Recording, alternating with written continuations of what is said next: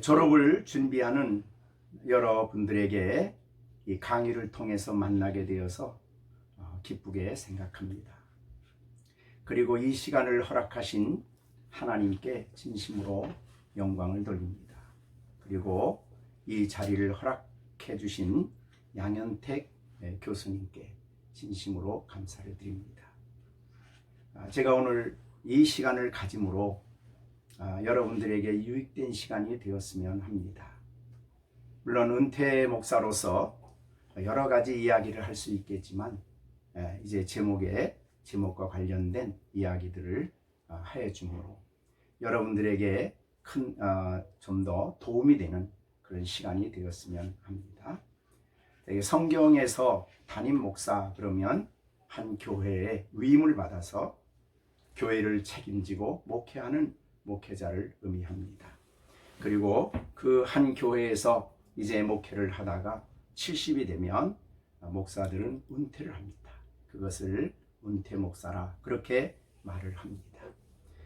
그 다음에 이제 원로 목사가 있습니다. 원로 목사는 동일한 교회에서 20년 이상 심우한 목사가 연로하여 즉 70이 넘어서 이제 심우 사면을 제출할 때에 본 교회의 공동의회에서 공동의회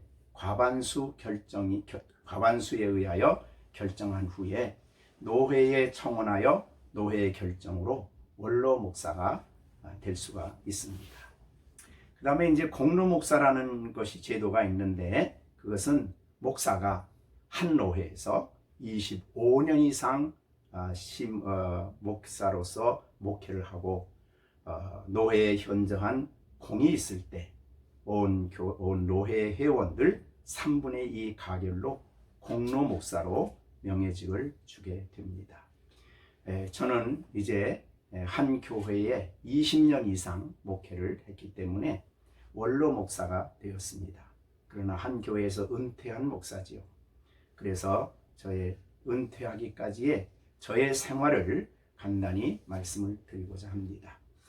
첫째, 저는 처음 교회에 발을 들여놓고 그 교회에서 세례를 받고 그 교회에서 신앙으로 성장을 해서 소명을 받고 그리고 그 교회에서 신학교의 문을 두드려 목회 훈련을 받고 신학 교육을 받고 그리고 그 교회에 다니면서 교육전도사로 안암 제1교회에서 목회를 시작을 했습니다. 그 교회는 굉장히 평안한 교회였고 그 당시는 목사님도 훌륭하신 목사님 그래서 많은 것을 배우고 또 열심히 전도 사역을 하면서 그 교회에서 어린 영혼들을 위해서 최선을 다하며 그 당시는 별로 큰 말이 없었던 이야기입니다. 제가 주일학교 할 때부터 제자 훈련을 했습니다. 몇 명 필요한 생명들을 위해서 그들을 불러가지고 훈련을 시키고 그런 일을 했던 기억이 납니다. 그 다음에는 그 교회에서 결혼을 하고 이제 한남중앙교회로 옮겨서 교육부서에서 전도사로 사역을 하게 됩니다. 그런데 그 교회에 가서 보니 교회가 평화롭지를 못했습니다. 그래서 목사님과 장로님들 사이에 큰 갈등이 있어서 예배가 중단될 정도였고 그 다음에 예배 드리는 시간에도 큰 소요가 일어날 정도로 어려움이 심각했습니다. 그런 교회에서 정말 교회는 분란이 일어나서는 안 되는구나 하는 것을 크게 깨닫고 거기서 얼마 안 있다가 옥인교회라는 효자동에 있는 교회에 가서 거기에서 강도사 인허를 받고 중고등부와 청년부를 담임하고 거기에서 신방부서에서 사역을 하게 되었습니다. 그 교회는 평화로운 교회였습니다. 그런데 그 교회에서 온 힘을 다해서 어떻든 목회를 하고 젊은 세대들을 교육하는 일에 이렇게 헌신을 한 기억이 납니다. 그 교회에서 한 교회를 담임하고 있는 목회자가 어떻게 성실하게 또 충성스럽게 영혼들을 생각하며 사역을 할지에 대한 많은 것을 느끼게 되고 훈련을 받은 그런 교회였습니다. 그 다음에는 그 교회에서 이제 옮겨서 충현교회에 가서 청년부를 담임하고 청년부 사역을 하게 되었습니다. 그리고 그곳에서 수도노회에서 안수를 받게 되었습니다. 대형 교회는 여러 가지 많은 좋은 점과 또한 배워야 할 점도 있으면서 배우지 말아야 될 여러 가지 문제들도 많이 있었습니다. 이런저런 일들이 저에게 있어서는 많은 것을 깨닫게 하는 좋은 기회가 되었던 것입니다. 그래서 정말 담임 목사로서 어떻게 한 교회를 움직여 나가고 또 부교육자들과 어떠한 관계를 가지며 사역을 해야 될지 이런 것들을 배우게 됩니다. 제가 담임 목사로 창의문교에 온 것이 37살입니다. 그런데 그래도 이렇게 몇 교회를 거치면서 그 교회를 통해서 또한 하나님이 배워야 될 것 여러 가지를 또한 가르쳐 주셨습니다. 그래서 특히 이 충현교회 같은 데서는 본래 오래된 교회고 목회자들의 일이 정말 철저하게 분할이 되어 있고 해야 할 일들이 너무나 잘 되어 있기 때문에 아마 그런 것을 많이 배웠던 것으로 생각이 됩니다. 어떻든 우리가 한 교회를 담임하기 전에 여러 교회에서 또는 아니면 한 교회에서 이렇게 부교육자로 사역을 하게 됩니다. 여러분들도 이제 졸업을 하게 되면 그렇게 부교육자로 이런 교회 저런 교회에서 경험을 하게 될 것입니다. 그런 교회에 다니며 일하게 될 때에 여러분들은 어느 교회에 여러분들이 가든지 그 교회를 통해서 하나님이 나에게 뭘 가르치려고 하는지를 항상 생각하면서 배우는 자세로 훈련을 받게 되기를 바랍니다. 하나님은 여러분들을 쓰실 그릇으로 만들기 위해서 이런 경험, 저런 경험을 하게 하십니다.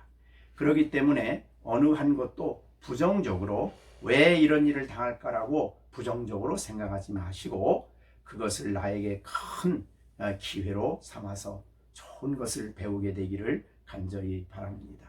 모세가 출애굽에서 40년 동안 애굽의 학문을 배우고 난 다음에 그가 40이 되어서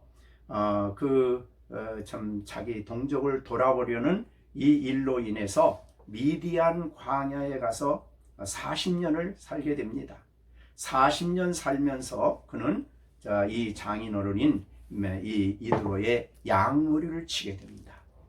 그런데 그 40년은 모세에게 있어서는 정말 어디에서도 배울 수 없는 훌륭한 학교였습니다. 즉 하나님의 손에 의하여 하나님과 교제하는 법을 배웠고 양을 치면서 여러 가지 많은 것들을 배운 것이 바로 모세가 미디안 광야의 40년이었습니다. 그리고 난 다음에 80이 되었을 때에 하나님이 모세를 시내산으로 불러서 하나님이 300만 이스라엘 민족을 이끌어내는 이 엄청난 사역을 그에게 맡겨주신 것을 볼 수가 있습니다. 미디안 40년이 없었다면 그는 하나님을 중심으로 그런 사역을 하는 것을 배울 수가 없었을 것입니다. 여러분도 이제 담임 목사가 되기 전 겪게 되는 여러 가지 일들, 또 교회를 통해서 또 사역을 통해서 하는 모든 일들 속에 정말 하나님이 무엇을 나에게 훈련시키려고 하는지, 좋은 일이든 나쁜 일이든 힘든 일이든 아니면 어떤 일이든지 여러분을 하나님이 쓰실 그릇으로 만드는 기회임을 기억하고 그곳에서 잘 훈련받게 되기를 간절히 바랍니다. 그렇게 할 때에 여러분들이 하나님의 교회를 위임해 주시는 담임 목사로서 이제 청빙을 받게 되는 것입니다. 저는 목회를 하면서 그 부교육자로 있으면서 제가 담임 목사가 이제 돼야 되겠다, 일을 해야 되겠다라고 하면서 하나님께 그런 기도를 했습니다. 하나님이 꼭 쓰실 수 있는 교회에 나를 보내주십시오. 두 번째는 가장 어려운 교회라면은 그곳에 나를 보내주십시오. 그리고 복음 전하기에 굉장히 힘든 지역이라면 거기에 저를 보내주십시오. 그러면 하나님의 은혜를 힘입어 제가 사역을 하기를 원합니다. 그랬더니 그 기도는 하나님이 잘 들어주셨습니다. 그래가지고 제가 창의문 교회의 담임 목사로 청빙을 받는다고 할 때에 제가 그 교회의 담임 목사님이셨던 김창인 목사님이 제가 담임 목사로 청빙을 받게 되었습니다. 그랬더니 그 목사님이 저를 부르시면서 그럽니다. 야, 내가 그 창의문 교회가 어떤 교회인지 잘 들어간다. 너 거기 가지 마. 얼마나 힘든지 아냐? 너 거기 가면 고생 많이 한다. 그 얘기를 해주셨습니다.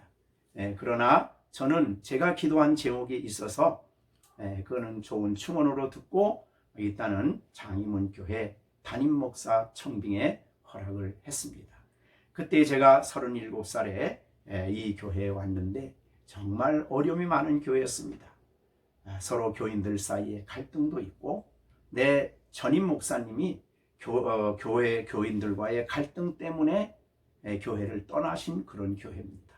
그러니까 너무나 교회에 상처도 많고 어려움도 많고 또 지역적으로 그 지역은 미신이 아주 많은 세검정 지역입니다. 그리고 거기는 무슨 아파트 지역도 아니고 정말 전도하기 힘든 지역이었습니다. 뭐 한두 가지가 어려움이 아닙니다. 재정적으로도 엄청나게 어려운 지역에 가서 별로 알지도 못하는 37살 나이에 담임 목사를 시작을 했습니다. 제가 목회를 하면서 나는 어떠한 일이든 하나님 앞에서 정말 내가 배운 대로 이 목회를 하겠다 그런 생각을 하고 그 교회에서 이제 목회를 시작을 해서 34년이 될 때까지 이제 은퇴할 때까지 그 교회에서 목회를 다 끝까지 마칠 수가 있게 되었습니다. 그때 제 마음속에 제일 많이 남았던 몇 가지 목회하는데 좌우명이 되었던 몇 가지 말씀이 있습니다. 그것은 사실은 신학교 교수님 되었을 때의 교수님들을 통해 들은 말입니다. 물론 여러 가지 많은 교훈도 있었지만 제 마음에 언제나 심어두었던 말이 있습니다. 그것은 바로 박윤선 목사님이 했던 말입니다. 목회에는 인내가 있어야 된다. 목회는 참아야 한다. 참지 못하면 목회 못한다. 이런 말. 그래서 그 목사님을 통해서 가르쳐준 인내에 대한 그런 좌우명을 마음속에 심었습니다. 그래서 어떤 어려움이 있어도 또 욕을 먹어도 힘이 들어도 뭐 이런저런 어려움이 말로 할 수 없이 있었지만은 끝까지 인내해야 된다. 이 말. 무슨 예수님이 우리를 참아주신 것처럼 예수님이 우리를 향하여 인내한 것처럼 나도 성도들 향해 끝까지 인내해야 된다. 그런 생각을 가지고 목회를 했습니다. 두 번째는 이제 김유보 목사님이 늘 목회를 할 때는 일보다 더 중요한 것은 평화다. 교회가 평화가 깨어지면 목회자는 설교를 하더라도 성도들에게 은혜를 끼칠 수가 없다. 목회자와 갈등이 생기게 되면 그 다음부터는 천사의 말을 해도 설교가 먹히지 않고 설교가 먹히지 않으면 영혼들을 올바로 세울 수가 없다. 그렇기 때문에 목회는 일보다는 평화가 앞선다. 그래서 일은 천천히 하고 일이 늦게 되더라도 교회가 평화도록 해라 하는 말을 늘 마음에 새겼습니다. 사실은 교회가 평화가 깨지면 교인과 목회자 사이에 갈등이 생기게 되면 정말 그 다음서부터는 설교를 한다고 하더라도 밑에서 듣고 있는 성도들은 설교를 듣지 않습니다. 너나 잘하지. 이런 태도를 갖기 때문에 이게 교회가 올바로 되어질 수가 없다는 것입니다. 그래서 이 김우구 목사님의 말은 언제나 저의 마음속에 늘 새겨져 있었습니다. 그 다음에 이제 차영배 교수님의 목사님의 말씀입니다. 그분은 성령을 엄청나게 강조했던 분이십니다. 그래서 성령론에 대해서도 철저하게 가르쳤습니다. 그래서 제가 하나님의 나라의 일은 성령의 인도하심을 받아야 되고 성령의 충만함을 받아야 목회를 할 수 있다. 성령이 없는 목회는 죽은 목회다. 이런 내용 때문에 성령을 믿고 의지하고 성령의 역사는 성경을 통해서 나타나기 때문에 성령을 사랑하고 이런 마음 속에 이런 좌우명을 갖게 되었습니다. 그 다음에 이제 제가 충현교회에 있을 때에 김창인 목사님은 목회는 영혼 사랑이다. 영혼 사랑이 없으면 목회할 수 없다. 목회는 목회자의 방법론이나 계획을 실천하는 것이 아니라 그것보다 우선하는 것은 영혼에 대한 뜨거운 사랑이다. 예수님이 피로 값주고 산 교회다. 주님이 피로 값주고 살 만큼 소중한 것이 한 사람의 영혼이기 때문에 그 영혼에 대한 주님의 사랑을 가지고 사랑해야 그래야 목회할 수 있다 라는 이 좌우명을 마음에 삼았습니다. 그리고 여러분도 알고 있는 대로 우리 신학교의 교훈입니다. 거기 보면 신자가 되라, 학자가 되라, 성자가 되라, 전도자가 되라, 목사가 되라. 이 순서가 매우 중요합니다.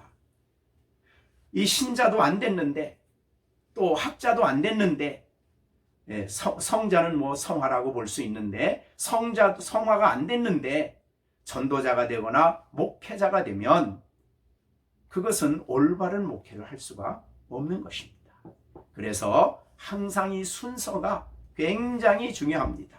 그래서 이것을 언제나 제가 옆에 붙여놓고 항상 이것을 가지고 점검을 하는 일을 했습니다. 이것이 제 목회자로서의 좌우명입니다. 여러분에게 도움이 된다면 나름대로 여러분들이 신학교에서 공부하는 동안에 많은 교수님들을 통해서 중요한 교훈을 배웠을 것입니다. 그들의 말이 내 마음에 평생에 잊지 않는 교훈이 되도록 여러분은 마음속에 확고한 좌우명을 가지고 목회하시는 여러분들이 되어야 될 것이고 이것은 담임 목사가 됐을 뿐만 아니라 여러분이 신학교를 졸업하고 어디에 가서 어떤 목회를 하든 이런 기본적인 여러분의 좌우명이 결코 잊혀지지 않도록 그렇게 하시는 여러분들이 되시기를 바랍니다. 그 다음에 은퇴 목사로서의 갖게 되는 경험입니다. 물론 여러분들의 입장에서 보면 나는 이제 신학교를 졸업하는 사람인데 은퇴 목사의 고민이 나와 무슨 상관이 있겠나 그렇게 생각할 수도 있겠지만 그래도 몇 가지만 생각해 보면 여러분들이 한 교회에 가서 교회 은퇴하신 목사님이나 또 연로하신 목사님들에게 대하는 태도에 있어서 크게 유익이 되리라고 생각이 됩니다. 은퇴 목사에 겪게 되는 첫째 고민은 사역이 중단된 겁니다. 일이 중단됐습니다. 정말 늘 일 속에 쌓여 살던 목회자가 이제 일이 다 끝난 겁니다. 그러니 정말 그 일을 하지 못하는 혹은 일을 하지 않는 가운데 지나는 시간이 너무너무 힘이 듭니다. 그래서 정말 그런 어려움이 있기 때문에 사실은 더 많이 성경을 읽고 말씀을 묵상하고 또 그렇지만 사실은 과거에는 성경을 읽고 묵상하고 그러면 그것을 잘 준비해서 은혜 받은 것을 성도들과 나누고 신방 가서 나누고 또 제자 훈련을 하면서 나누었는데 그럴 대상이 없는 겁니다.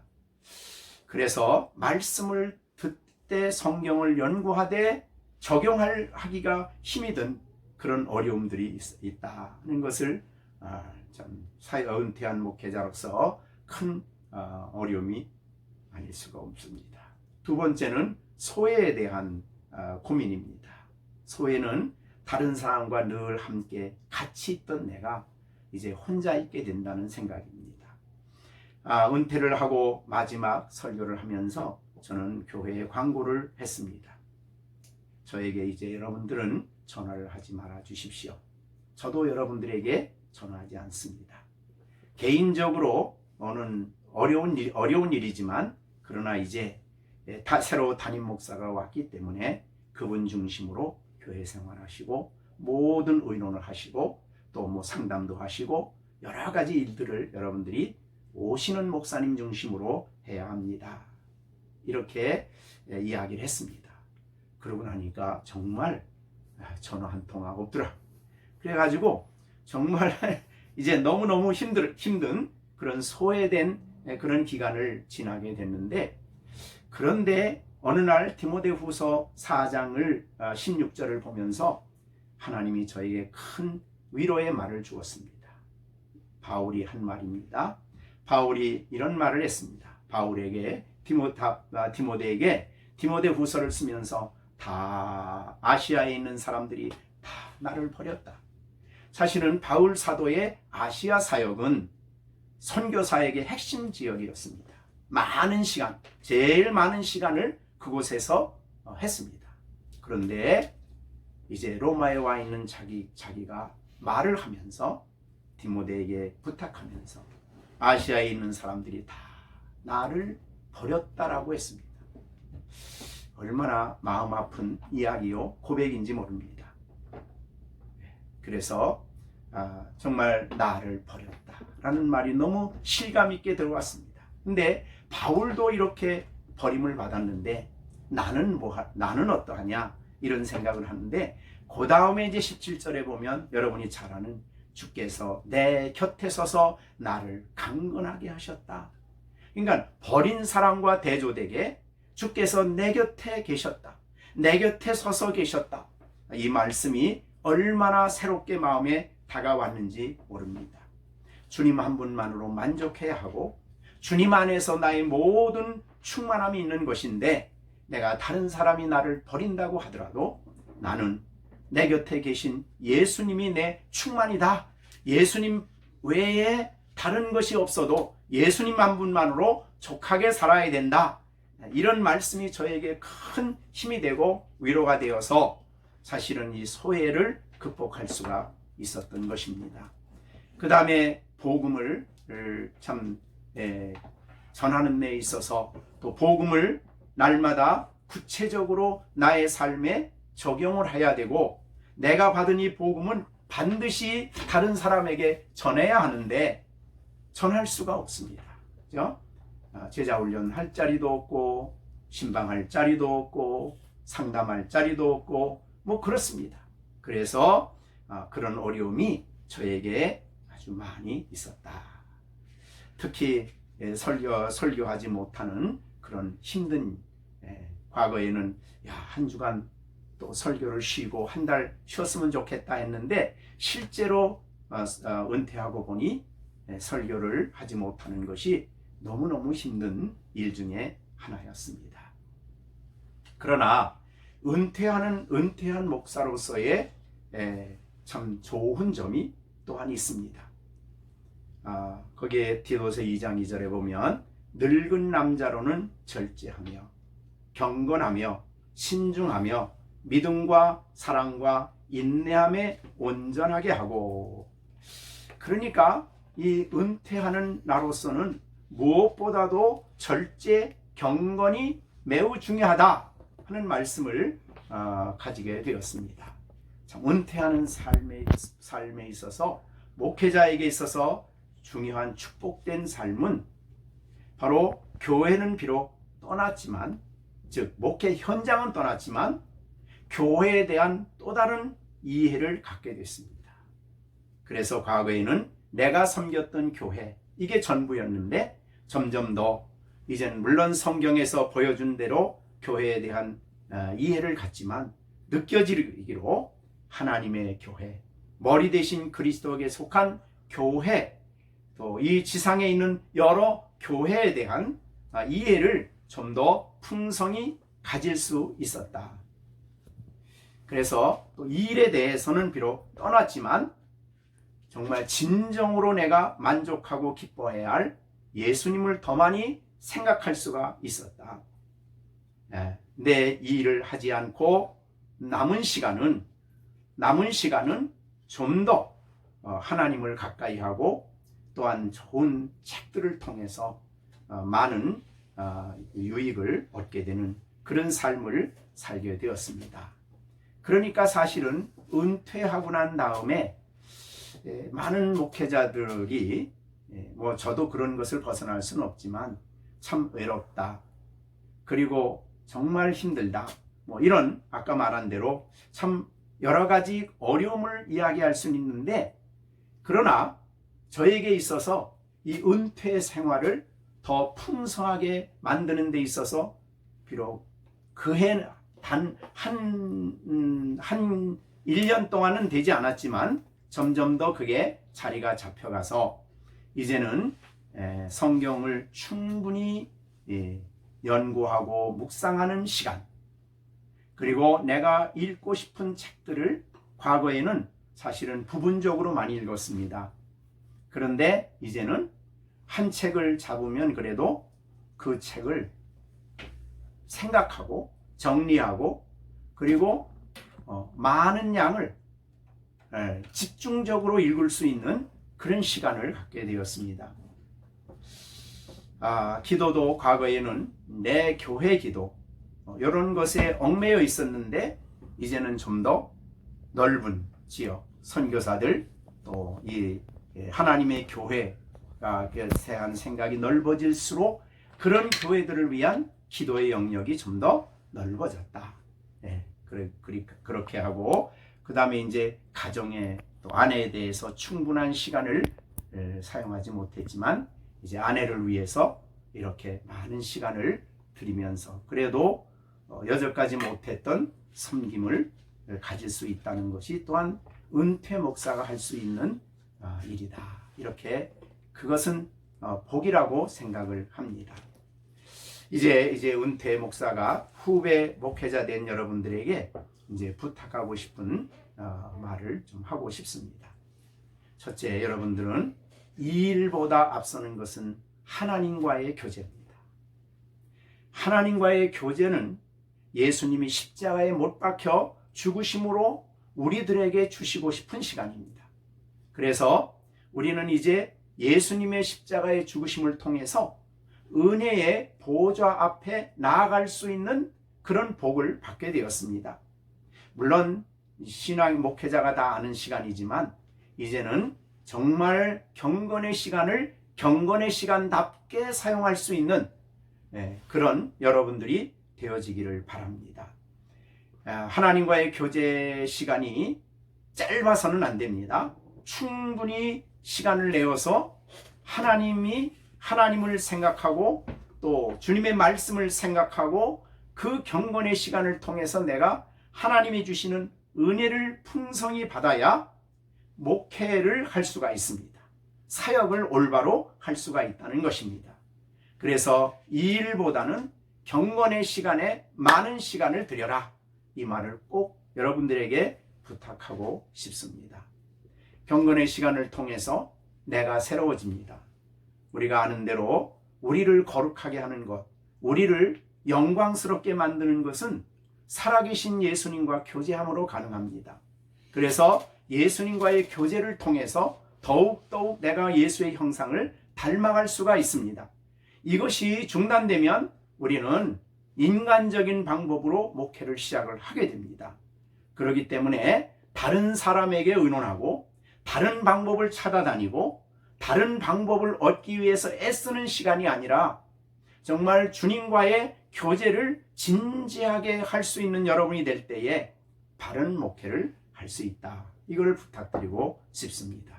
목회 현장이라고 하는 것은 지역마다 다릅니다. 그러니까 큰 교회의 목회, 작은 교회의 목회, 또 시골 교회의 목회, 또 도시교회의 목회, 도시도 지역마다 그 지역의 형편에 따라서 목회 현장이라고는 현장은 너무너무 다양합니다. 그렇기 때문에 이 교회를 닮아서 나도 저 교회가 성공했으니까 저렇게 내가 해야 되겠다라고 방법을 따라가면은 우리가 섬기는 교회에 합당하지 않습니다.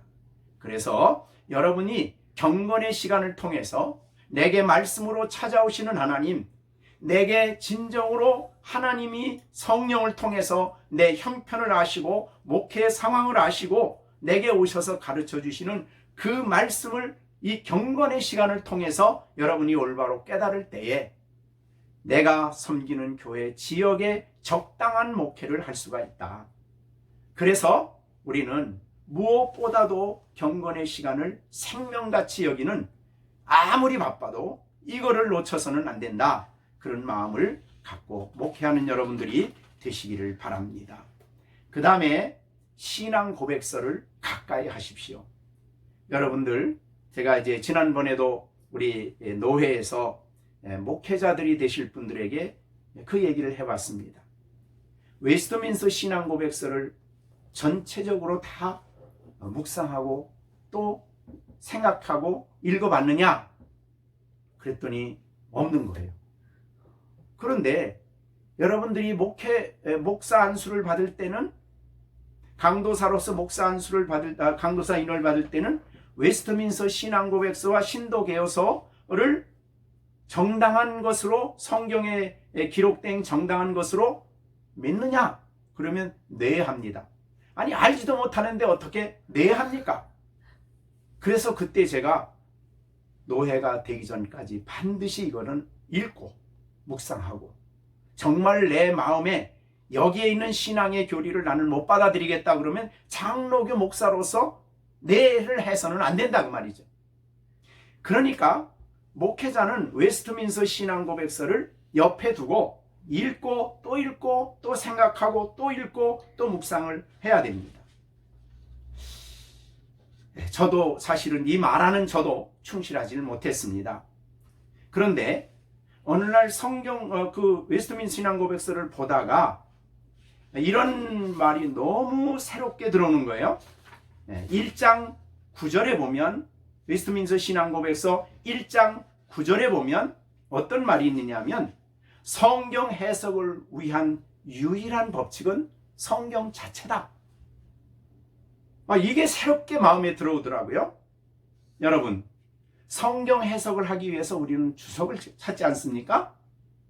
또 다른 사람의 설교집을 보지 않습니까? 그러나 웨스트민스터 신앙 고백서는 성경 해석을 위한 유일한 무오의 법칙은 성경 그 자체다. 그래서 성경 어떤 구절에 참되하고 완전한 의미가 안 들어올 때는 그 성경보다 더 분명하게 말씀하게 하고 있는 다른 구절을 참고해야 된다. 이게 성경을 연구하는 이 사람의 가장 기본적인 자세라고 웨스트민스터 1장 9절에 기록을 했습니다. 저는 깜짝 놀랐습니다. 성경 해석을 위한 무한 법칙은 성경 자체다. 이게 웨스트민스터 신앙 고백서 1장 9절입니다. 그러니까 여러분이 왜 웨스트민스터 신앙 고백서를 처음서부터 끝까지 다 여러분이 또 읽고 또 묵상하고 또 연구하고 또 연구해야 되느냐? 성경을 올바로 볼 수 있는 기준이 됩니다. 그러니까 웨스트민스터 신앙 고백서를 그냥 고백할 때만 이해하지 마시고 그거를 늘 가까이 두시길 바랍니다. 그 다음에 벨직 신앙 고백서가 있습니다. 너무 중요하죠. 그 다음에 이 신앙 고백서들을 보면 그 신앙 고백서가 나오게 된 배경을 볼 수 있는데, 대개 배경은 이단들의 활동입니다. 그러니까 이단들이 있었기 때문에 그 이단과 싸우는 가운데 신앙 고백서가 나옵니다. 대표적인 게 돌트 신조죠. 돌트 신조는 여러분 튜립이라는 그런 말로 되게 많이 기억을 하는데, 그게 도르트 신조입니다. 그 당시 알미니안주의와 치열한 싸움이 있었습니다. 그래서 알미니안주의와의 싸움에서 생겨난 것이 도르트 신조예요. 그 다음에 하이델베르그 요리문답이나 벨직 신앙고백서나 그 외에 이런 교리 신조들은 전부 다 어떤 배경이 있습니다. 이단들의 배경이에요.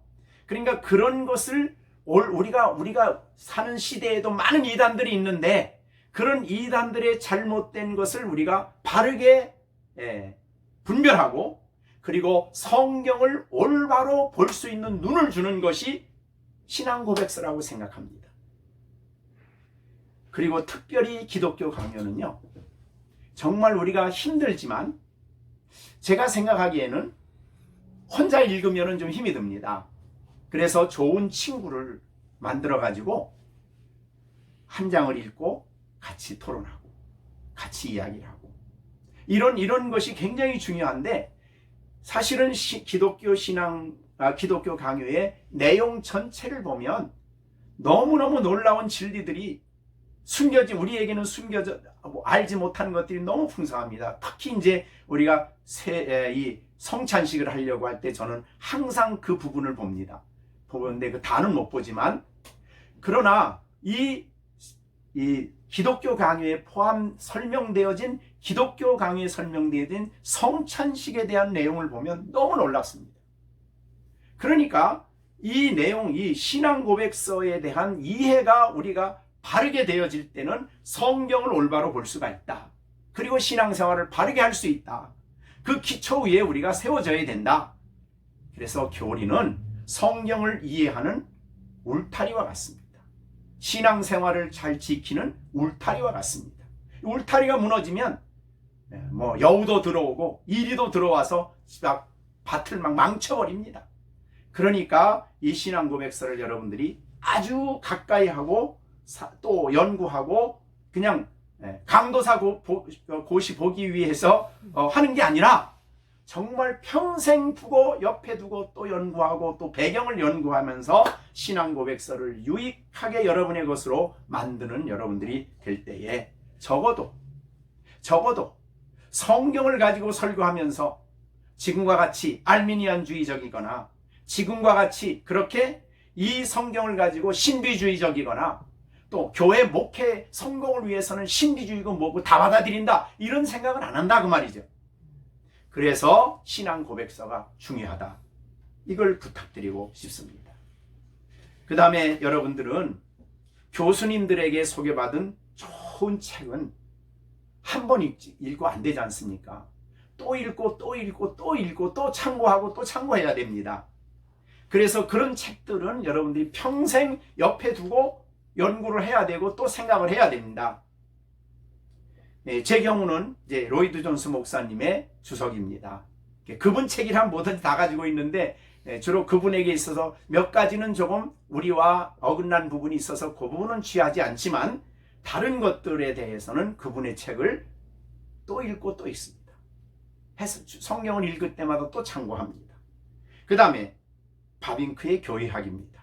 특별히 그분의 성경 개요의 성경 부분에 들어가면 정말 우리가 알아야 될 진리들이 너무너무 많이 있습니다. 그 다음에 존 오웬의 전집입니다. 특히 존 오웬은 성화와 죄 문제에 대해서 너무 철저하게 가르쳐 주어서 정말 또 읽고 또 읽고 또 읽습니다.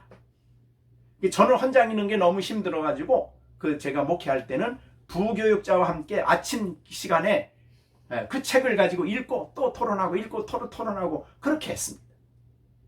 그러니까 물론 조나단 에드워드의 전집 같은 거 이런 거는 옆에 두고 정말 여러분의 것으로 만들어야 되는 그런 귀한 책들이다.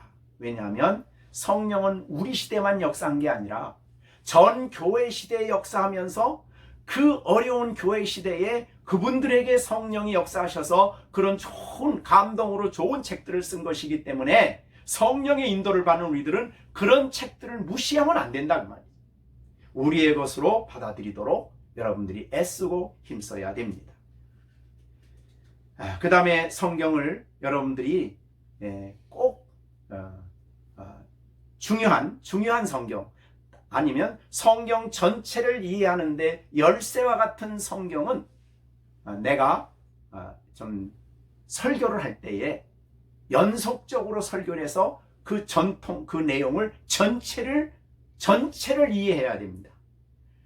한 절, 두 절, 세 절, 한 장, 두 장, 세 장을 이해하고 잊어버리는 게 아니라 그래서 제일 먼저 로마서입니다. 대개 로마서는 성경을 이해하는 열쇠라고 그러죠.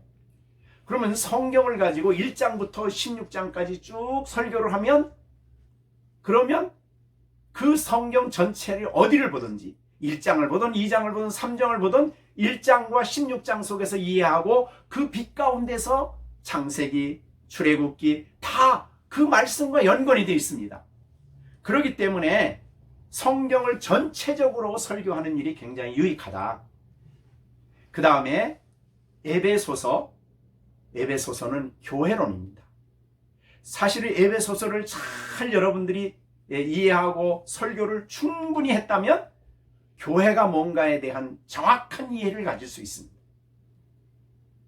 그렇기 때문에 이 에베소서는 제가 설교할 때에 로이드 존스 목사님의 에베소서 주석을 많이 참고를 했는데요. 그런 것입니다. 또 예수 그리스도를 알기 위해서 요한복음 설교입니다. 너무 많지만은 그러나 여러분이 목회하면서 이거를 차근차근히 알아가면 1장, 2장, 3장, 4장 연결이 딱 돼 있습니다. 성경은 따로따로 떨어진 게 아니에요, 보면은. 그래서 요한복음을 설교해라. 그 다음에 예배와 관련해서는 히브리서를 꼭 연구하고 설교해라. 히브리서를 쫙 알면은 예배하는 자세, 예배를 통해서 어떻게 하나님과 교제하나, 이게 다 나와 있어요. 그 다음에 사랑의 삶을 실천하기 위해서 요한일서.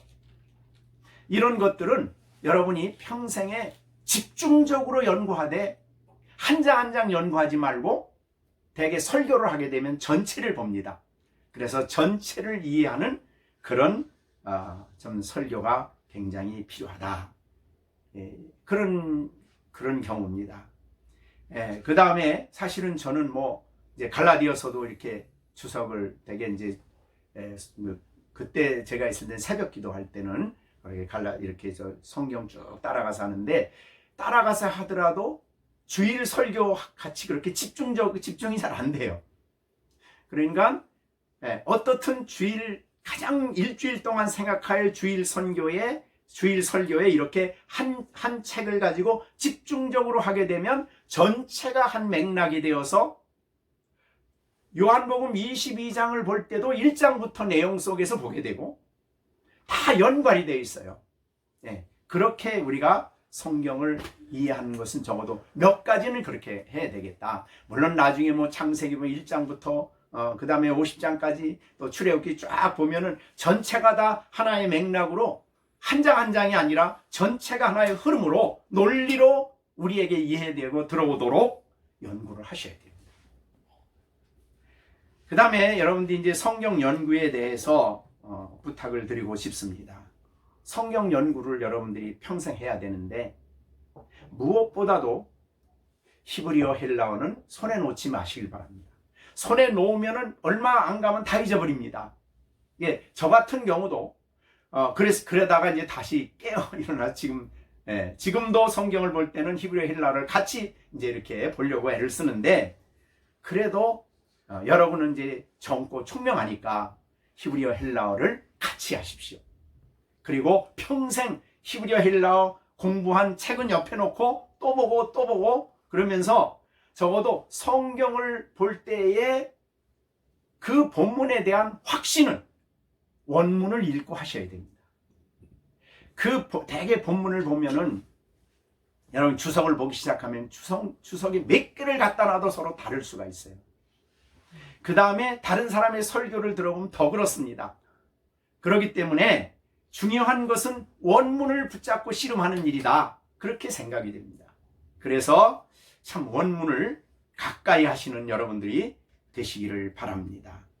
그 다음에 두 번째, 성경 연구가 중요하니까 두 번째는 문맥을 통해서 성경을 보도록 애를 써야 됩니다. 설교도 마찬가지예요. 제목 설교를 하면 성경의 논리를 따라가지 않습니다. 내가 하고 싶은 얘기를 하다가 성경을 인용을 합니다. 그러면 내가 하고 싶은 얘기 속에 성경이 글자적으로 들어오지만 문맥상으로 보면은 그 얘기가 아닙니다. 성경 말씀은. 그런 게 너무 많아요. 그러니까 아까 잠깐 말했지만은 웨스트민 신앙법에서 1장 9절에 보면 성경 해석을 위한 무한 법칙은 성경 그 자체다. 그래서 성경 자체와의 씨름이 성경 연구의 핵심이 돼야 됩니다. 그러다 보면 대개 설교를 할 때에 성경은 논리가 있습니다. 논리를 따라서 설교를 합니다. 내가 제목을 정해놓고 설교하는 게 아니고 성경이 요 말하고 요 말하고 그 말 한 다음에 이 말하고 그 말 한 다음에 이 말 하니까 이런 논리에 의해서 성경을 가지고 설교를 하는 것입니다. 왜요? 성경은 자체가 무한 해석이기 때문에. 그리고 이 성경이 우리가 잘 아는 대로 문맥은 뭐냐 하면 앞에서 무슨 얘기했는데 이 말하고 뒤에서 무슨 얘기하면 요 말만 딱 따면은 무슨 얘기든지 갖다 붙일 수 있어요. 해석이 아닙니다, 그게. 그러니까 성경은 앞에서 이 말하고 뒤에서 이 말 했는데 요 문맥 속에서 이것은 무슨 뜻이다, 이렇게 찾아야 됩니다. 물론 기도와 성령의 도우심은 핵심입니다. 그건 말할 것도 없습니다.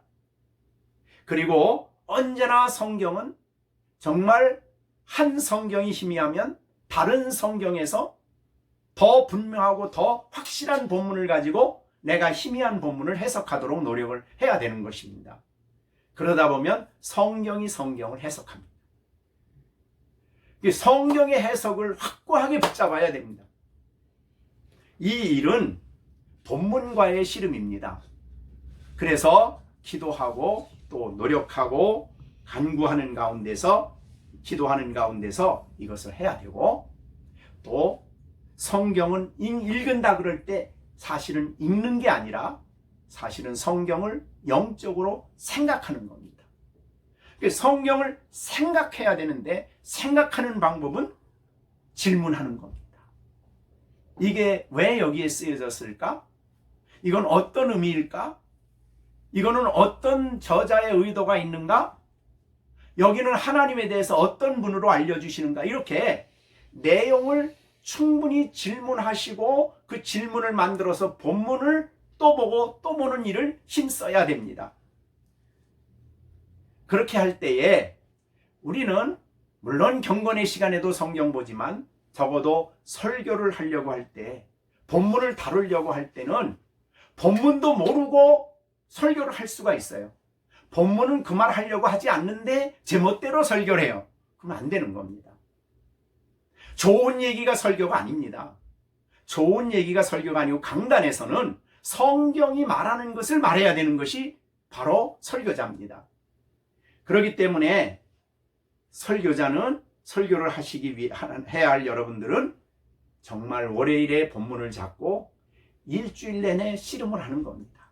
본문을 이해하려고 애를 쓰고, 그러는 가운데 그 말씀을 전하고 또 청중들을 향해서 이 말을 해야 되니까 청중들이 이 말을 듣고 어떤 반응을 할 것이며 그들에게 어떻게 적용해야 될 것이며 이런 것들을 여러분들이 생각하고 기도하는 가운데 확증되어지면 많은 주석을 갖다 댈 필요가 없습니다. 그 본문을 성령의 감동으로 확실하게 설교하고 전하도록 힘쓰는 이런 목회자가 되었으면 좋겠다 하는 것을 여러분에게 부탁드리고 싶습니다. 세상에 여러 예화가 있는데 물론 예화를 들 수도 있습니다. 그러나 성경을 이해하는 데는 세상의 예화는 너무너무 의미가 제한되어 있고 잘못될 수가 있습니다.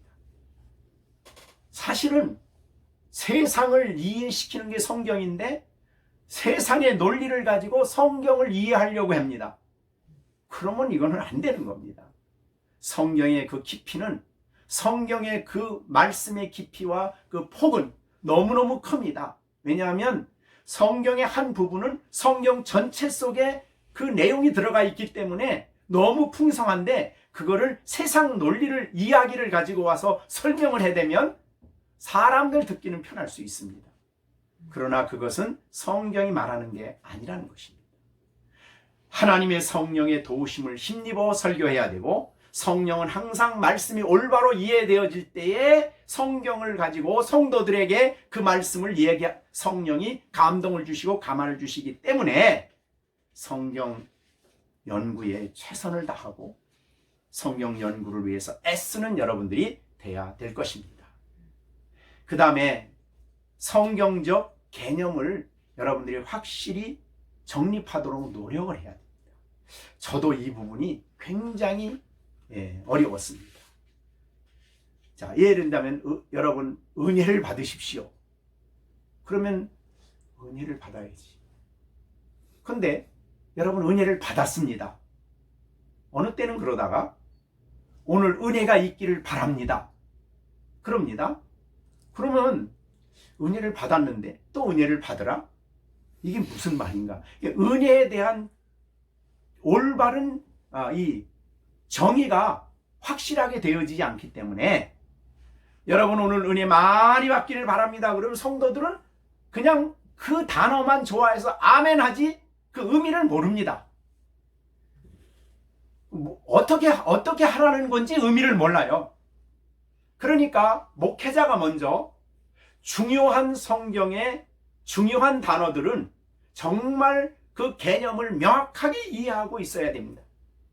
자, 우선 은혜 봅시다. 은혜는 대개 성경에서 세 가지 경우로 쓰이지 않습니까?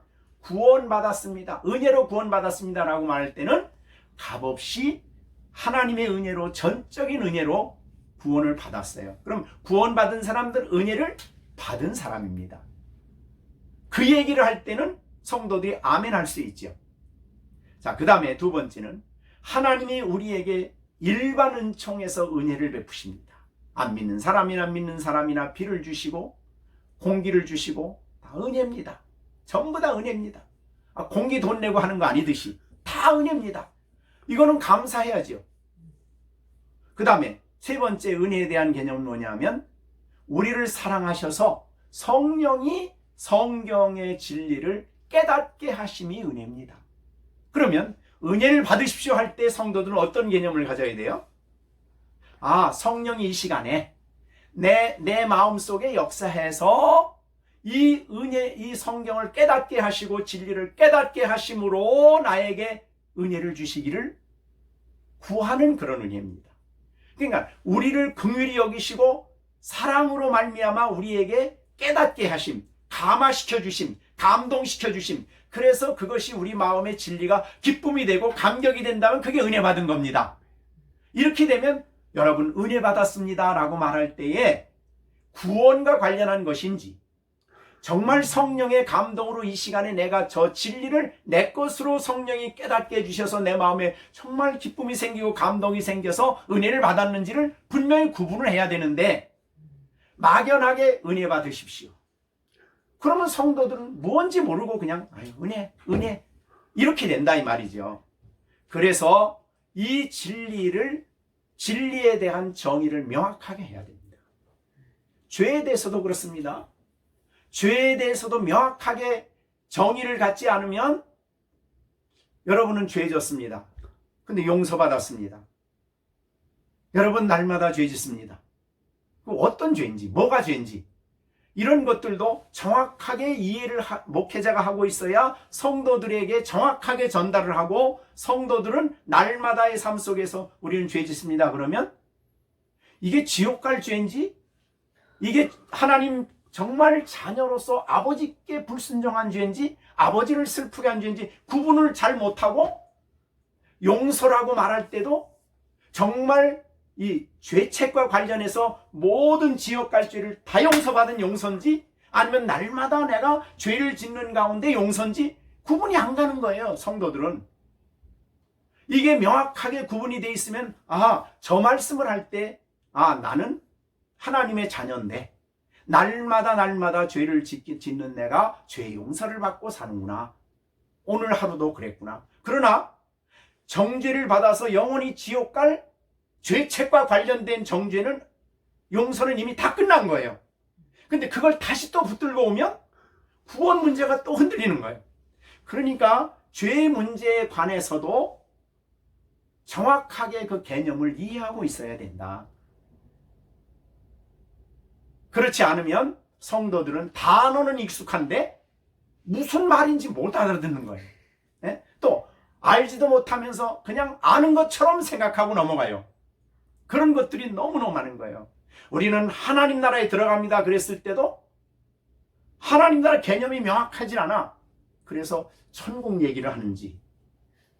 그러나 하나님 나라 우리는 이미 들어가 있고 이미 들어가서 하나님 나라를 누리고 장차 하나님 나라에 들어갈 것이고 이미 와 있는 그 나라의 백성으로 지금 이 땅에서 하나님 나라를 누리고 장차 들어갈 하나님 나라에 대한 소망, 그러니까 어느 걸 말하는지 성도들은 잘 몰라. 왜? 목회자가 명확하게 그 개념을 정의하지 못하고 있기 때문에 설교 속에서 정확하게 계속 이것이 성도들에게 알려져야, 아, 나는 오늘도 하나님 나라가 오늘 우리가 주기도문 할 때 나라가 임하시옵시며, 그 어떤 의미로 그 설교를 그 기도를 하는지 의미를 몰라. 나라가 임하옵시고, 그 어떤 의미로 단어만 가지고 쓰는 식이죠. 그러니까 이 성경에 나오는 우리가 늘 듣는 개념은 목회자로서 저도 정확하게 알고 성도들에게 정확하게 이 개념을 알게 해 주어야 된다는 겁니다. 율법을 주신 목적도 그렇죠. 이게 혼란이 왔기 때문에 율법을 지켜야 복 받습니다, 이렇게 말하는 거하고, 율법을 지키면 우리가 진노를 받습니다, 지키지 않으면, 그랬을 때 그 율법에 대한 정의가 정확하지 않기 때문에 혼란이 옵니다. 로마서에 의하면 율법을 주신 목적이 두 가지인데, 하나는 죄를 깨닫게 하기 위해서 주신 목적, 그거를 지켜서 영생 얻으라고 준 건 아니에요. 그게 첫 번째 목적이고, 두 번째 목적은 하나님의 뜻이기 때문에 성령의 능력으로 순종해서 하나님을 기쁘시게 하는 삶을 살라고 주신 율법의 목적. 그런데 율법을 내가 지키려고 하면 불가능하기 때문에 성령을 주셨어요. 여러분, 이 율법은 이런 뜻입니다, 이렇게 살아야 된다, 내가 그렇게 살아야지 해서 되느냐 이 말이죠. 그러니까 율법과 관련한 정확한 개념을 목회자들이 이해하지 못하면 어떻게 교인들이 그것을 분별하며 설교를 들을 수 있겠느냐 그 말입니다. 그래서 적어도 교회를 사랑합시다 그랬을 때 뭐가 도대체 교회냐, 정확하게 개념이 없으면 교회 와서 열심히 청소하는 게 교회 사랑이냐. 그러니까 적어도 교회, 자주 듣는 교회, 죄, 은혜, 의 말할 때 율법의 의냐 칭의의 의냐, 이것도 구분이 정확하게 돼야 되는데 그것도 혼돈이 와요. 성찬식도 마찬가지예요. 별 모르고 그냥 그 시간에 참여를 해. 그러니까 성찬식의 진정한 의미도 목회자도 몰라서 대개 성찬식 할 때는 별로 형식적으로만 해요. 이런 것들이 정말 성경에는 명확하게 전체적으로 나와 있기 때문에 이거를 잘 개념을 철저하게 이해하고 성도들에게 그 개념을 바르게 가르쳐주는 일을 목회자가 해야 한다, 이런 말을 꼭 하고 싶습니다. 그 다음에 성도들이 이제 기도를 합니다. 너무너무 중요한 기도죠. 이것도 기도도 저도 생각해 보니까 이 기도를 할 때에 기도합시다, 기도는 만능입니다, 기도합시다, 기도해야 은혜 받습니다, 이렇게만 많이 강조를 해서 성도들이 기도를 해야 되는데, 대개 이제 뭐 기독교 방송이나 또 뭐 극동 방송이나 이런 데서 기도하는 거 보면 전부 다 사실은 세상적인 기도를 하고 있어요. 근데 그런 데서 배우는 거예요. 그래서 그렇게 기도하긴 해요. 그런데 기도를 어떻게 해야 됩니까? 라고 제자들이 예수님께 물어보니까 가르쳐 준 게 주기도문이지. 그 주기도문의 그 7가지 원칙이에요. 그래서 나중에 바울의 기도를 대개 보면 그 원칙에서 어긋나지 않는 범위 내에서 기도가 나와요. 그래서 기도는 반드시 배워야 한다, 그런 게 성경적인 가르침이에요. 그래서 여러분 적어도 목회자들은 기도를 배워야 됩니다. 어디서? 성경에서. 주기도문도 올바로 연구하고, 그 다음에 바울 사도의 서신에 나타난 바울 사도의 기도의 내용은 너무너무 풍성합니다. 예수님의 주기도문의 빛 가운데 있지만 너무 그 내용이 풍성해요. 그 다음에 시편의 내용은 거의 기도 내용입니다. 기도. 그래서 칼빈은 시편은 우리에게 기도하는 법을 가르쳐주는 책이다 그랬습니다. 그러니까 시편을 통해서 기도를 배웁니다. 성경에 나오는 그 외에 많은 기도들이 창세기서부터 계시록까지 많은 기도 내용들이 있습니다. 거기서 우리가 기도를 배워야 됩니다. 그런데 목회자들도 성도들이 필요만 생각하고 기도하다 보니까 진실된 기도를 못하는 겁니다. 올바른 기도를 못하는 거죠. 그래서 대개 기도의 내용이 전부 다 기복적이 돼버리고 맙니다. 인간적이 돼버리고 맙니다. 하나님의 뜻과는 상관없는 기도를 하고 맙니다. 그래서 너희가 구하여도 받지 못하면 욕심으로 쓰려고 잘못 구한다 그랬는데 우리가 많은 경우에 욕심으로 기도하는 게 너무 많습니다. 그리고 그렇게 방송국이나 뭐 다른 데서 그렇게 가르치기 때문에 또 그런 기도를 본을 보여주기 때문에 그렇게 성도들도 기도하고 그게 옳은 줄 알고 그렇게 기도를 합니다. 정말 이 성경에 나타난 기도를 보면서 저는 그거를 이제 가지고 이제 좀 설교할 때 많이 그거를 가지고 우리 교인들과 함께 같이 나누었는데 그 기도의 내용을 보면은 너무나 우리가 본받아야 될, 배워야 될 내용들이 너무나 풍성하다. 그렇게 생각이 돼서 지금 우리가 잘 살고 있어서 이것도 잘 되고 저것도 잘 되고 뭐 그러는데 그러면 초대교회 성도들은 매도 맞고 고난도 당하고 어려움도 당하고 바울 사도도 가는 곳곳마다 매도 맞고 죽을 고비는 그럼 그 사람은 기도를 잘못한 겁니까? 그러니까 그들의 기도의 질이 기도의 기본적인 틀이 우리하고 너무 달라요. 그래서 이거는 목회자들이 성경에 나오는 기도를 좀 더 바르게 연구하고 깨닫고 내 기도 생활을 올바로 성경적으로 바꿔야 되겠다. 이런 생각을 해서 기도에 대해서 좀 더 말씀을 드리고 싶습니다. 그 다음에 이제 여러분들은 언젠가는 교회를 담임도 하게 될 것이고 또 선임 위에 계신 목회자들과 이렇게 어떤 면에서 서로 교제하는 삶을 좀 가까이 하는 삶을 살아가게 될 것입니다. 그런데 그런 의미에서 볼 때에 여러분에게 몇 가지 부탁을 하고 싶습니다. 여러분은 젊습니다. 그리고 여러분 위에는 한 교회에 가면은 담임 목사도 있을 거고 또 은퇴하신 분도 있을 거고 또 선배, 노회에 가면 선배들도 있을 것이고 그렇습니다. 그러니까 여러분의 때는 정말 많은 것을 배우려고 겸손하여 지셔야 됩니다.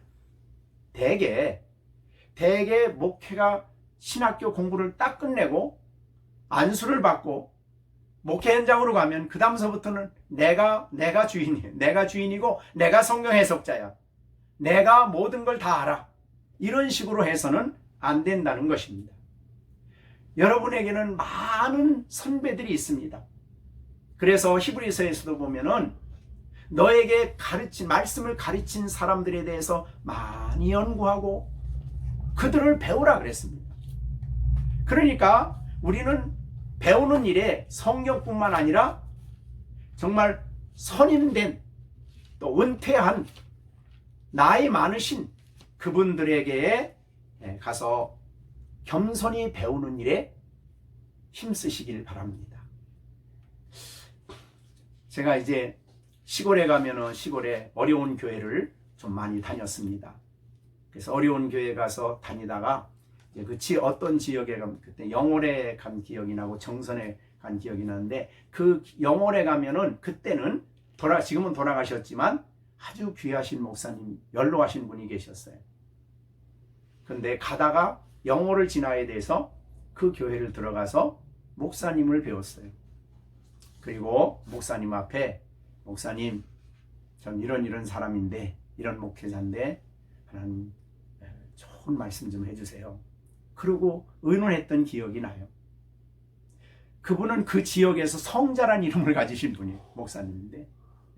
그래서 그분이 해주는 말을 귀담아 들었던 기억이 납니다. 우리는 신앙생활 하면서 내가 기준이 돼서는 안 됩니다. 성경에 나오는 분들이 기준이지만 성경에 나오는 많은 분들이 있어요. 성경에 너무나 많은 아브라함을 포함해서 너무나 많은 우리가 배워야 되고 가까이 해야 될 너무나 좋으신 분들이 성경에 너무 많아요. 그 증인들입니다. 그분들에게는 성경을 통해서 바울을 통해 배워야 되고 전부 다 아브라함 뿐만 아니라 모세 전 사람들이 우리가 배워야 될 대상이에요. 그런데 대한민국이라는 이 현실 속에서 오랫동안 목회한 분들에게는 여러분들이 가서 배우도록 힘쓰십시오. 성경에 보면 르호보암이라는 왕이 임금이 됐어요.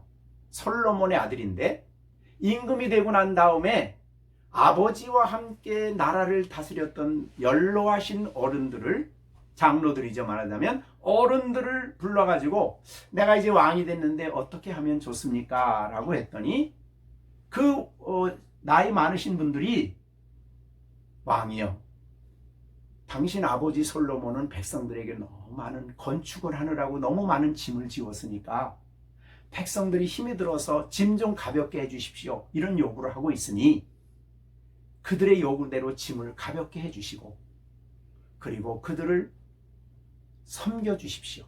그러면 이 백성들이 왕을 계속 잘 섬길 겁니다. 왕의 신하가 될 것입니다. 그런 이제 얘기를 하지요. 그리고 이제 그러다가 이 사람이 또 자기하고 자란 젊은 세대들을 불러가지고 얘기를 합니다. 이거 백성들이 이런 요구를 하는데 짐을 좀 가볍게 해달라는데 어떻게 했으면 좋겠느냐. 그랬더니 왕이 그 젊은 신하들이 왕은 백성들은 무지하니까 강력하게 하십시오. 강력하게. 나는 우리 아버지가 10개를 요구했으면 나는 20개를 요구할 거다. 이렇게 강력하게 힘있게 왕권을 가지고 강력하게 백성들을 눌러야 됩니다. 이렇게 얘기를 했어요. 근데 르호보암은 젊은 애들의 이야기를 따라갔어요. 어리석은 일이죠. 그래서 나라가 두 쪽이 납니다. 남쪽, 북쪽.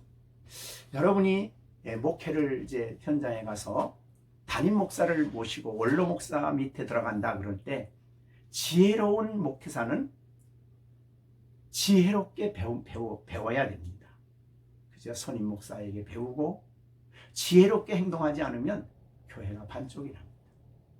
그러니까 이런 일들은 우리에게 너무너무 중요한 교훈을 주고 있습니다. 그러니까 문제는 정말 지혜로운 사람에게 가서 배우는 일이 중요하다. 그래서 내가 목회할 때 담임 목사로 온다 그러니까, 창의문교회 담임 목사로 온다 그러니까 그 교회 목사님이 이런 얘기를 했어요. 담임 목사로 가면 적어도 3년 동안은 아무것도 바꾸지 마라. 아무것도 바꾸면 안 된다. 그냥 지금까지 하던 거 그대로 해라. 그렇게 해야 교회가 평안해진다. 갑자기 이것저것 막 바꾸고 개혁한다 그러면 갈등이 생긴다. 그래서 저는 와서 주보 하나 바꾸는데 3년이 걸렸어요. 글자 하나 바꾸는데. 교인들은 새로운 걸 원하면서도 전통을 소중하게 생각합니다. 그렇기 때문에 교회를 담임했을 때는 전에 있던 전통을 먼저 받아들이고 천천히 교회를 잘 이렇게 이끌어가는 그런 지혜로운 목회자가 되어야 됩니다.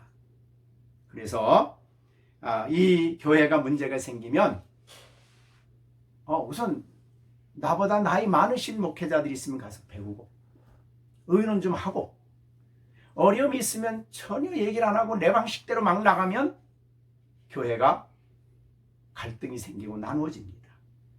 그렇기 때문에 이 지속적으로 다른 사람들과 가까이 하는 그런 삶을 살고, 또 한 교회에 가서는 먼저 먼저 목회자 은퇴하신 이런 분들에게 정말 이렇게 교훈을 받고 도움을 받는 그런 삶을 힘쓰는 여러분들이 되시기를 바랍니다.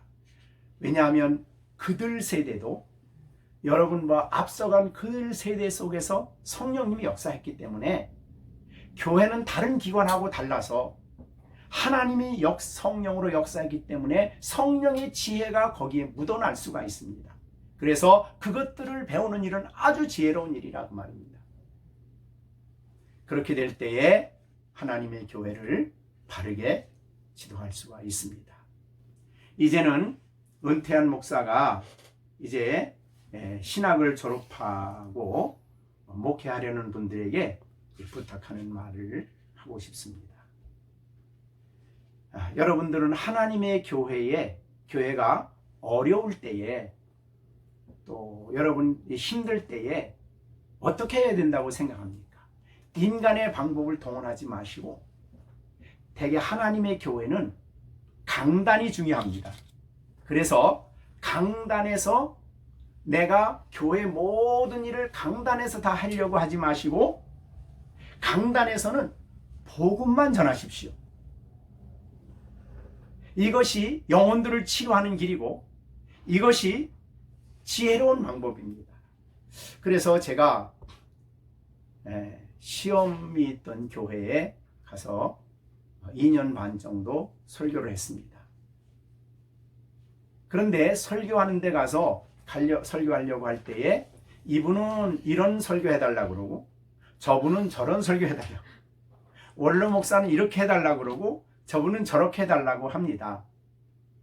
그때 내가 그 얘기를 듣고 이렇게 하고 저렇게 하고 이 편을 들고 저 편을 들었으면 안 됩니다. 그때 제가 한 일은 가서 그냥 복음만 전하는 일이었습니다. 그러니까 복음만 전하면 이쪽이든 저쪽이든 다 은혜를 받게 됩니다. 그래서 영혼들이 치료받고 변화되어집니다. 그게 올바른 길입니다. 그래서 제가 이 싸움난 교회 그때 한남중앙교회 갔을 때도 싸움이 맹렬해졌을 때 목사는 이런 걸 강단에서 이런 걸 원하고 장로님들은 이렇게 하기를 원하고 내 편 들어달라고 그랬을 때 저는 어떤 편도 안 들고 어떤 요구도 거절했습니다. 강단은 복음을 전하는 곳이기 때문에. 그래서 복음만 전했습니다. 이것이 오늘날 하나님의 교회에 꼭 필요한 일입니다. 그러니까 이 복음을 잊어버리고 강단에서 막 까거나 막 치거나 이 사람은 이렇게 하고 저 사람은 저렇게 치고 그렇게 하면 그거는 강단이 하나님이 역사하는 강단이 아닙니다. 목사가 정치하는 강단입니다.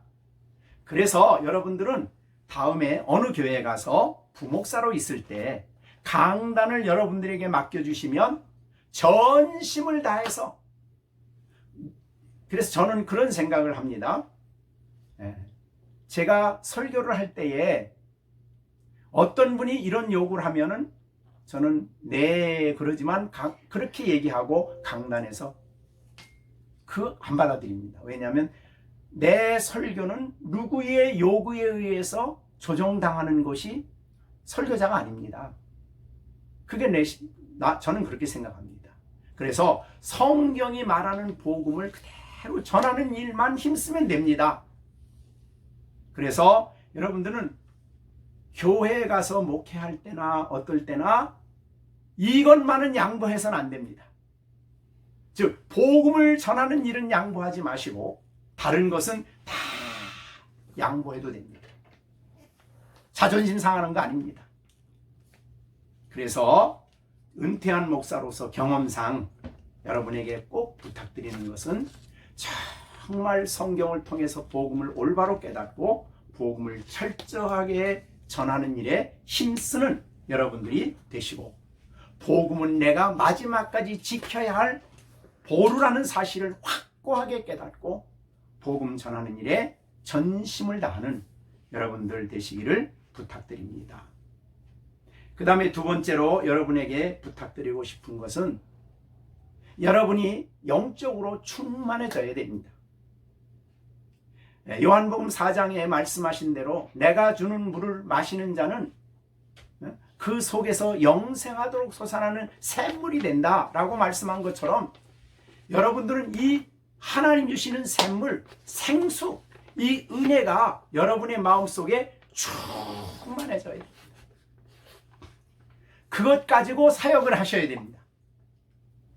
돈 가지고 사역하지 마시고, 월급 사례 얼마 준다고 그것 때문에 사역하지 마시고, 다른 어떠한 조건 때문에 하지 마시고, 여러분들은 은혜에 충만한 가운데, 왜냐하면 우리에게 은혜가 충만해지면, 우리의 감성이 충만해지면 다른 것은 좀 부족해도 됩니다. 그 힘, 그 만족과 그 풍성함과 그 충만함을 가지고 하나님의 복음을 전할 수가 있는 겁니다. 그렇기 때문에 이 은혜는, 이 충만함은 은혜의 보좌 앞에서 나오는 것이기 때문에 히브리서 4장에 있는 대로 은혜의 보좌 앞에 날마다 나가서 하나님의 은혜 받는 일을 목숨을 걸고 힘써야 됩니다. 지금 목회하면서 많은 목회자들이 대개 보면은 사례 얼마야? 뭐 얼마야? 하고 그런 것 가지고 생각을 합니다. 그러나 철저하게 정말 은혜의 강가에서 은혜를 마시며 은혜에 사로잡혀 사명을 감당하는 그런 목회자가 되어지고 사역자가 되어지기를 바랍니다. 내게 이 구원의 기쁨, 예수로 인한 이 예수가 생수의 근원인데 예수님으로부터 주어지는 이 은혜를 못 받는 목회자, 설교자는 사실은 가장 불행한 사람. 참목자상을 쓴 사람이 그런 리차드 백스터가 그런 말 했습니다. 구원의 영광스러운 복음을 전하면서 구원의 기쁨과 그 구원을 통해 주시는 은혜를 누리지 못하는 사람은 가장 불쌍한 피조물이다. 설교 강단에서 내가 전할 그 말씀이 내게 은혜가 안 되며 그 은혜 충만한 그 진리를 은혜가 있다고 전하는 설교자만큼 불행한 사람이 없는 겁니다. 그래서 꼭 은퇴하는 목사로서 목회할 여러분들에게 부탁드리는 것은 은혜 생활이 메마르지 않도록 은혜 받는 일에 힘쓰는, 은혜의 보좌 앞에 나가서 목숨 걸고 주의 은혜에 사로잡혀서 그 은혜가 충만한 가운데서 사명을 감당하고 사역을 감당하는 여러분들이 되시기를 간절히 바랍니다. 저는 사실은 이렇게 말하는 저는, 그럼 당신은 그렇게 했습니까? 그러면 제가 그렇게 충분히 못했습니다. 그래서 참 마음이 안타깝고 사실은 은퇴하면서 교인들에게 미안한 마음도 들었습니다. 그러나 그렇게 하려고 애를 썼습니다.